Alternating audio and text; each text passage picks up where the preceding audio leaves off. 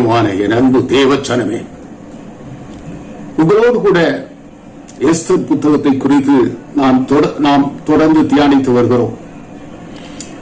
இந்த நாளிலே எஸ்தர் புத்தகத்தினுடைய 5வது பாகமாக இந்த காணொளி காட்சி வருகிறது. பிரியமானவர்களே, இந்த காணொளி காட்சி உங்களுக்கு பிரயோஜனமாக இருக்கும் என்று சொல்லி நான் தேவனை விசுவாசிக்கிறேன். என் அன்பு தேவ ஜனமே, இந்த காணொளி காட்சியை பார்க்கிற நீங்கள் யாரெல்லாம் உங்கள் தொடர்பில் இருக்கிறார்களோ அவர்களுக்கு பட்சமாய் இதை நீங்கள் பகிரும்படியாய் உங்களிடத்திலே நான் அன்போடு கேட்டுக்கொள்கிறேன். நீங்களும் இதை சப்ஸ்கிரைப் செய்து நான் இப்பொழுதெல்லாம் இந்த வீடியோவை நான் போடுகிறேனோ, தேவ செய்தியை நான் எப்போதெல்லாம் காணொளி காட்சியாக நான் பகிர்கிறேனோ அப்போதெல்லாம் அது உங்களுக்கு வந்தடையும். நான் ஒவ்வொரு தடவையும் அதை உங்களுக்கு அனுப்பாமல் இருப்பதற்கு நீங்கள் சப்ஸ்கிரிப்ஷன் பண்ணிவிட்டீர்களானால் அது உங்களை வந்து சேரும். பிரியமானவர்களே, இப்பொழுதும் இதை 6வது பாகமாக உங்களோடு கூட தியானிக்க தேவன் எனக்கு கொடுத்த அந்த வாய்ப்புக்காய் நான் தேவனுக்கு நான் நன்றி சொல்கிறேன். பிரியமானவர்களே, மொர்தெகாய் அங்கே நடக்கிற சூழ்நிலை எல்லாம் எஸ்தர் ராணிக்கு அவன் அதை சொல்லுகிறான். எல்லாவற்றையும் பற்றியும் யூதரை அளிக்கும்படி ஆமான் ராஜாவின் கஜானாவுக்கு எண்ணிக் கொடுப்பேன் என்று சொன்ன பணத்தொகை பற்றியும் அவனுக்கு அறிவித்ததும் அன்றி, யூதர்களை அளிக்கும்படி சூசானில் பிறந்த கட்டளை நகலையும் அந்த எஸ்தருடைய பிரதானியிடத்திலே கொடுத்து அது எஸ்தருக்கு காண்பித்து தெரியப்படுத்தவும், அவள் அகத்தியமாய் ராஜாவினிடத்திற்கு போய் அவனிடத்தில் தன் ஜனங்களுக்கு விண்ணப்பம் பண்ணவும் மன்றாடவும் வேண்டும் என்று அவளுக்கு சொல்ல சொன்னான் என்று சொல்லி நாம் கடந்த காணொளி காட்சியிலே பார்த்தோம். பிரியமானவர்களே, ராஜா அழைப்பில்லாமல் உள்குற்றத்திலே ராஜாவினிடத்தில் பிரவேசித்தால் அவர்கள் பிழைக்கும்படி ராஜா தன்னுடைய செங்கோலை நீட்டினால் ஒழிய அவர்கள் பிழைப்பது கடினம். ராஜா தன்னுடைய செங்கோலை நீட்டாவிட்டால் அவனுக்கு மரண நிச்சயம். அது ஆணாக இருந்தாலும் பெண்ணாக இருந்தாலும் அவனுக்கு மரணம் நிச்சயம். இப்படிப்பட்ட ஒரு சட்டம் அந்த பெர்சிய ராஜ்யத்திலே இருக்கிறது. இது ராஜாவின் சகல ஊழியக்காரருக்கும் ராஜாவினுடைய நாடு உள்ள சகல ஜனங்களுக்கும் இந்த சட்டத்தை பற்றி நன்கு தெரியும். எஸ்தர் சொல்லுகிறார், நான் இந்த 30 நாளளவும் ராஜாவினிடத்திலே வரவழைக்கப்படவில்லை என்று அதை மொர்தெகாய்க்கு தெரியப்படுத்தும்படி அவள் சொல்லி அனுப்புகிறாள். எஸ்தரும் மொர்தெகாயும் தகவல்களை பரிமாறிக்கொள்ளுகிறார்கள். அப்பொழுது மொர்தெகாய் சொல்லுகிறான் எஸ்தரை பார்த்து, நீ இந்த காலத்தில் மௌனமாய் இருந்தால் யூதருக்கு ரட்சிப்பு வேறொரு இடத்தில் இருந்து வரும் என்று சொல்லி அவனுடைய நம்பிக்கையை பாருங்கள். எவ்வளவு நம்பிக்கையுடையவனாக இருக்கிறான். கர்த்தர் ஒருபோதும் இஸ்ரவேல் ஜனங்களை அழிப்பதற்கு தேவன் இடம் கொடுக்க மாட்டார் என்கிற எண்ணம் அவனுக்குள் இருந்ததை தான் இங்கே வெளிப்படுகிறது. அவன் சொல்லுகிறான், ரட்சிப்பு வேறொரு இடத்தில் இருந்து எழும்பும். அது என்னத்தை குறிக்கிறது? தேவன் இஸ்ரவேல் மக்களை அழிக்க விட்ட மாட்டார். ஆனால் நீ ஒன்று தெரிந்து கொள், நீ இப்படிப்பட்ட காலத்துக்கு உதவியாய் இருக்கும்படிதான் உனக்கு இந்த ராஜ்ய மேன்மை கிடைத்திருக்கலாம் என்பதை நீ சிந்தித்து பார் என்று சொல்லி மிகுந்த எச்சரிப்போடு சொல்லி அனுப்புகிறான். தேவன் என்ற வார்த்தை இந்த புத்தகத்தில் குறிப்பிடவில்லை. ஆனால் இந்த வசனத்தை நாம் விசுவாசிக்க வேண்டும். ரட்சிப்பு கண்டிப்பாய் வேறொரு இடத்தில் இருந்து வரும் என்று அவனுக்கு தெரியும். தேவன் கைவிட மாட்டார். ஆனால் எஸ்தரை அவன் எச்சரிக்கிறான். இந்த மேன்மை யூதரை காப்பாற்றுவதற்கு உனக்கு கிடைத்திருக்கிறது.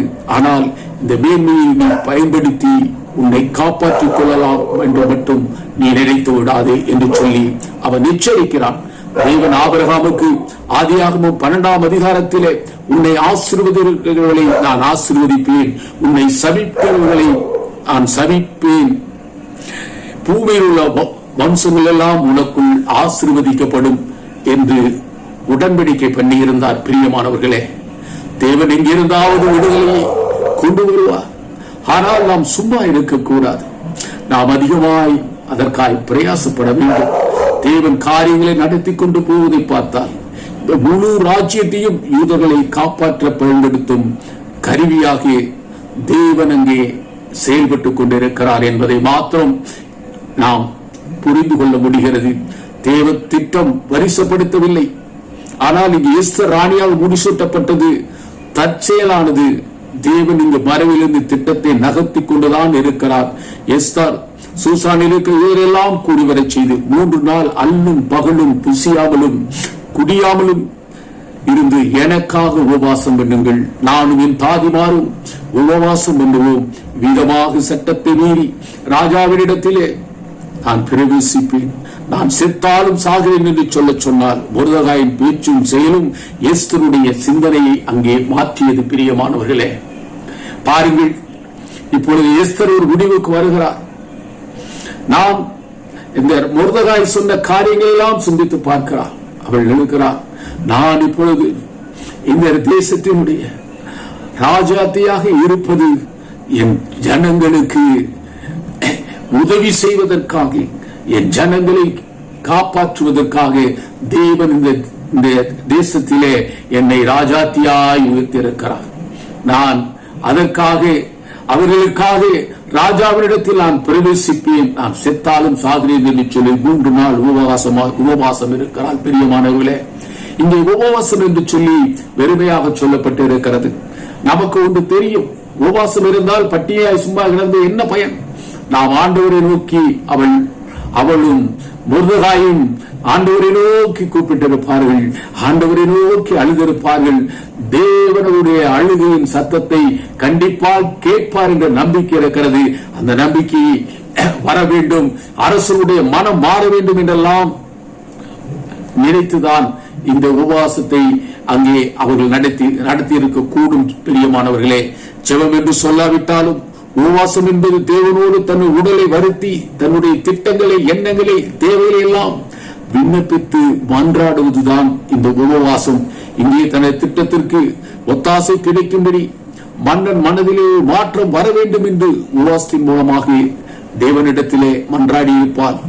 தேவ தயவு இல்லாமல் மொர்தெகாயும் எஸ்தரும் இது நடக்காது என்று அவர்கள் நன்கு அறிந்திருப்பார்கள். பிரியமானவர்களே, சூசானுக்கு வெளியே இருக்கிற மொர்தெகாயும் எல்லா யூதர்களும் அரண்மனையில் எஸ்தரும் அவருடைய தாதிமார்களும் 3 நாள் உபவாசம் செய்கிறார்கள்.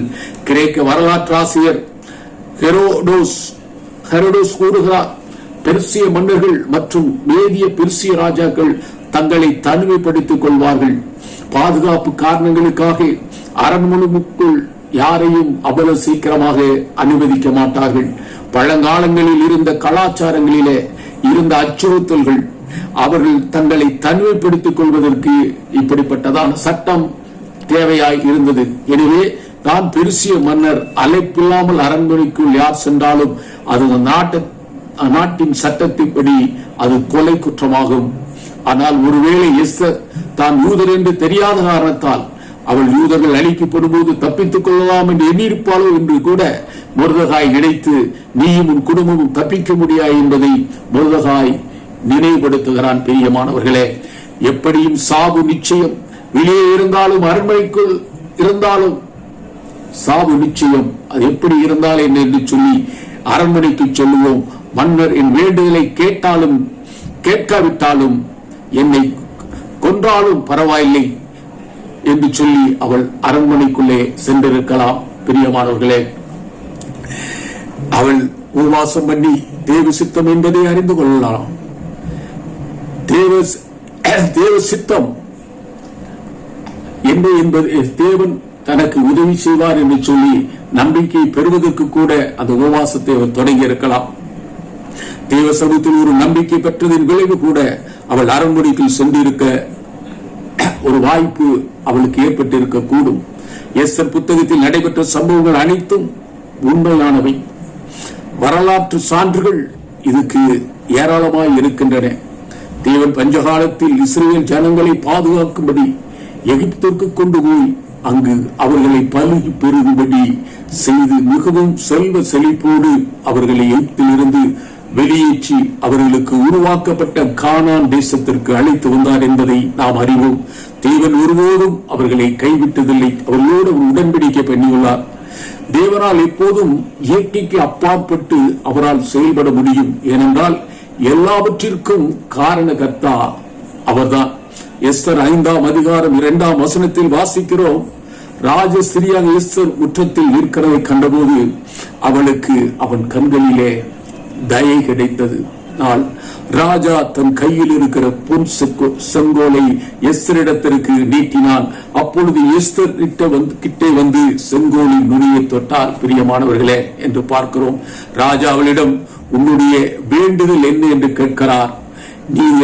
நீ இந்த ராஜ்யத்தில் பாதி விட்டு கேட்டாலும் உனக்கு நான் கொடுப்பேன் என்று அவன் அங்கே எஸ்தரிடத்திலே சொல்லுவதை நாம் பார்க்கிறோம். இப்பொழுது அவளுக்குள் ஒரு நம்பிக்கை பிறக்கிறது. ராஜாவிடம் என்ன கேட்டாலும் கிடைக்கும் என்று எஸ்தர் ராஜாவிடம் வேண்டிக் கொள்கிறாள். ராஜாவுக்கு சித்தமானால் நான் தமக்கு செய்யவிக்கிற விருந்துக்கு ராஜாவும் ஆமானும் இன்றைக்கு வர வேண்டும் என்று சொல்லி எஸ்தர் செய்த விருந்துக்கு ராஜாவும் ஆமானும் வந்தார்கள். விருந்து நடைபெறுகிறது. ராஜா எஸ்தரை பார்த்து, உன் வேண்டுதல் என்ன, இது உனக்கு கொடுக்கப்படும் என்று மறுபடியும் எஸ்தரை பார்த்து சொல்லுகிறான். எஸ்தர், ராஜாவின் கண்ணில் எனக்கு கிருபை கிடைத்தது. என் வேண்டுதலை கட்டளையிடவும் என் விண்ணப்பத்தின்படி செய்யவும் ராஜாவுக்கு சித்தமாயிருந்தால் ராஜாவும் ஆமானும் நான் இன்னும் தங்களுக்கு செய்ய போகிற விருந்துக்கு வர வேண்டும் என்பதே என் வேண்டுதலும் என் விண்ணப்பமாய் இருக்கிறது என்று அங்கே ராஜாவினிடத்திலே சொல்வதாக வேதாகமும் நமக்கு சுட்டி காட்டுகிறது. பிரியமானவர்களே, ஆமோன் சந்தோஷமும் மன மகிழ்ச்சியாய் புறப்பட்டான். ஆனால் வாசலில் உட்கார்ந்திருக்க மொர்தெகாய் ஆமானை பார்த்தவன் அசையாமல் உட்கார்ந்திருந்தான். ஆமானை கண்டபோது அவன் மொர்தெகாயின் மேல் உக்கிரம் நிறைந்தவனானான். வீட்டுக்கு வந்து தன் சிநேகிதரும் தன் மனைவி சேசையும் அழைத்து, ராஜா பிரியமாக தன்னை பிரபுக்களுக்கு மேலும் ராஜாவின் ஊழியர்காலம் உயர்த்தி ராஜ விருந்தில் ராணியோடு கூட கலந்து கொள்ள செய்து எனக்கு கிடைத்த பெருமை என்று சொல்லுகிறான். ஆனாலும் அந்த யூதனாகிய மொர்தெகாய் ராஜாவின் அரண்மனை வாசலிலே உட்கார்ந்து இருக்கிறதை நான் காணுமளவும் அவையெல்லாம் எனக்கு ஒன்றுமில்லை என்று சொல்லி அவன் தன் மனைவியிடத்திலும் தன் சிறையிடத்திலும் தன் பிள்ளைகளிடத்திலும் ஆதங்கப்படுகிறான். ஆமானுடைய மனைவி அவனோடு இருந்த மொர்தெகாயை தூக்கில் போட வேண்டும் என்று திட்டம் போட்டு 50 முழ தூக்கு மரத்தையும் ஏற்படுத்தி விட்டார்கள். பிரியமானவர்களே, இந்த அரண்மனை கட்டப்பட்டுள்ள அக்ரோபோலிஸ் நகரத்தில் அரண்மனையின் வெளிப்புற முற்றத்தில் இந்த தூக்கு மரம் நடப்பட்டிருந்தது என்று சொல்லி வரலாற்று ஆசிரியர்கள் கூறுகிறார்கள். நவீன மொழிபெயர்ப்பில் ஆங்கிலத்தில் மொழிபெயர்க்கப்பட்டுள்ளது. ஒரே கம்பத்தில் நட்டு அதில் தூக்கிடுவதாக சொல்லப்பட்டு இருக்கிறது. பெரியமானவர்களே, பெர்சியில் பெரும்பாலும் செங்குத்தான மரத்தை நட்டி அதில் தூக்கில் போடுவார்களாம். வரலாற்றில் பெர்சியில் தான் சிலுவையிலே அறைவதை கண்டுபிடித்தாலே என்றும் வரலாற்று ஆசிரியர்கள் சிலர் கூறுகின்றனர். புத்தகத்தின் 3ஆம் கட்டம் யூதர்களின் ஒரு பாதுகாப்பை நோக்கி அங்கே நகர்கிறது. இந்த விருந்திற்கு பின்பு ராஜாவுக்கு தூக்கம் வரவில்லை. பாருங்கள், விருந்து உண்டு இருக்கிறான், நல்லா சந்தோஷமா இருந்திருக்கிறான். ஆனாலும் அவனுக்கு அந்த ராத்திரியிலே தூக்கம் வரவில்லை. நாம் வேதத்தில் வாசிக்கிறோம், கால வர்த்தமானங்கள் எழுதியிருக்கிற நாளாக நடவடிக்கை புஸ்தகத்தை கொண்டு வர சொல்லி அதை வாசிக்கும்படியாக ராஜா கட்டளையிடுகிறான். அது ராஜ சமூகத்திலே அங்கே வாசிக்கப்படுகிறது. பிரியமானவர்களே, அரண்மனை வாசல் காவலாளரில் ராஜாவின் 2 பிரதானிய பித்தானாவும் தேரிசும் ராஜாவாகிய அகஸ்வேரின் மேல் கைபோட பார்த்த செய்தியை மொர்தெகாய் அறிவித்தான் என்று எழுதியிருக்கிறது வாசிக்கப்பட்டது. ராஜா மொர்தெகாய்க்கு கனவும் மேன்மையும் செய்யப்பட்டதா என்று அவளை அந்த பிரதானிகளிடத்திலே கேட்கிறான். அதற்கு ராஜாவை சேர்த்து ஊழியக்காரர் அவனுக்கு ஒன்றும் செய்யப்படவில்லை என்று சொல்லுகிறார்கள். ராஜா ஒருவேளை அவன் நினைத்திருக்கலாம், நான் இன்று உயிரோடு இருப்பதற்கு காரணம் இந்த மொர்தெகாய் இவனுக்கு ஒன்றும் செய்யவில்லையே என்பதை அறிந்து அவன் வேதனைப்பட்டிருக்க கூடும். ஆதலால் அவனை கனப்படுத்த ஏதாயிலும் செய்ய வேண்டும் என்று தீர்மானித்து அதை எப்படி செய்வது என்று ஆமானிடம் கேட்கிறான். இங்கு தேவன் துறைபறிவிலிருந்து காரியங்களை சரியாக நடத்தி கொண்டு போவதை நம்மால் உணர முடிகிறது. ஆமான் முர்தகாயை தூக்கில் போட வேண்டும் என்று எண்ணிக்கொண்டு ராஜாவை பார்க்க ராஜ அரண்மனை முற்றத்திலே வந்து நிற்கிறான். ராஜா முற்றத்தில் யார் என்று ராஜா கேட்கிறான். ஆமான் வந்திருக்கிறான் என்று ராஜாவிடம் சொல்லுகிறார்கள். பிரியமானவர்களே, இத்தோடு இந்த காணொளி காட்சியை நான் இந்த இடத்திலே நிறைவு செய்கிறேன். அடுத்த காணொளி காட்சி இன்னும் ஒரு நாட்களாக 7வது பகுதியாக எஸ்தர் புத்தகத்தை குறித்து உங்களோடு நான் தியானிக்க விரும்புகிறேன். எனக்கு அன்பான தேவ சனமே, இந்த எஸ்தர் புத்தகத்தினுடைய வரலாற்று சம்பவங்களோடு கூட தேவனுடைய செயல்பாடுகளை குறித்து நாம் தியானித்து வருகிறோம். பிரியமானவர்களே, இந்த தேவ செய்தி உங்களுக்கு பிரயோஜனமாய் இருக்கும் என்று சொல்லி நம்புகிறேன். கர்த்தர் என்னோடு கூட இன்னும் வருகிற நாட்களிலே இப்படிப்பட்ட தேவ செய்திகளை கொண்டு வரும்படியாய் கர்த்தர் எனக்கு இப்படிப்பட்ட ஞானத்தை அறிவை தேவன் கொடுக்கும்படியாய் நீங்கள் யாவரும் எனக்காய் ஜெபம் பண்ணுங்கள். கர்த்தர் தாமே நம்மை ஆசீர்வதிப்பாராக. ஆமென்.